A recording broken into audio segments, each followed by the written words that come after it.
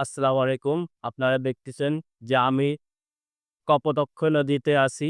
এই মুহূর্তে কপোতাক্ষ নদীর এতে একজন মাঝির সাথে আমরা কথা বলব। চাচা আসসালামু আলাইকুম। ওয়ালাইকুম আসসালাম। কাকা কেমন আছেন? আল্লাহ ভালো রেখেছে। বলতেছি কি আপনি এই নদীতে কত বছর যাবত লেবা ৪০ বছর না তো ৪০ বছর ধরে আপনি নৌকা চালান। আমি প্রতিবন্ধী লোক, আমি নৌকা চালান ছাড়া কিছু করতে পারি না।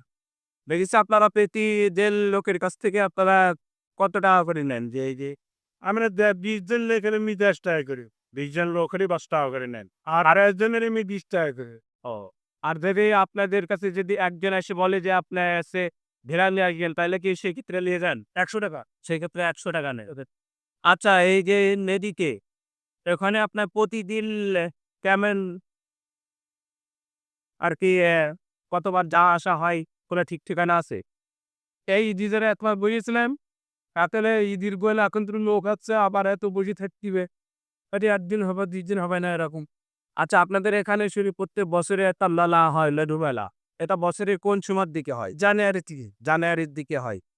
আচ্ছা এই সময় কি আপনাদের আরো ভালো ইনকাম আর ইনকামে ১ সপ্তাহ ১৫ দিনে ইনকাম হয়। একশো ফুল ইনকাম হয়? এ ৯০০ ২০০০ করে হয়। ১৫০০-২০০০ করে এসব প্রতিদিন ইনকাম হয়। তো চাচা আপনার সাথে কথা বলে অনেক ভালো লাগলো।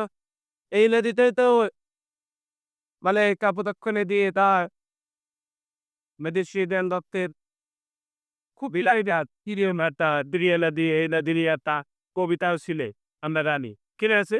পাহাড়ের সে কবিতা আছে।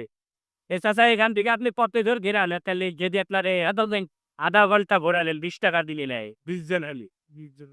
না ১০ জন না। ১০ জন আমি ৳২০ দিয়ে দিলাম, ০.৫ ঘন্টা ঘোরাবে। আর ২০ জন হলে ৳১০ বিড়ি তার ০.৫ গল্প ঘোরাবে। তো চাচার সাথে কথা বলে খুবই ভালো লাগলে। এখানে দেখুন অনেক কি আর কি নৌকা চালাই। এখানে প্রতি ইয়েতেই বহু নৌকা চালাই। আর কে চাচা এই পাশের গ্রামটার নাম কি? আর এই পাশের গ্রামটার নাম? এটা হচ্ছে আপনার যশোর জেলায় এটা যশোর জেলারই উপজেলা প্রজেক্টের ওইটা হচ্ছে আপনার সাতক্ষীরা জেলা, যে আপনার জেলা উপজেলা আছে তালা। তালা। আচ্ছা চাচা তাহলে ভালো থাকেন। আসসালামু আলাইকুম। ওয়ালাইকুম আসসালাম। আবার আসছি।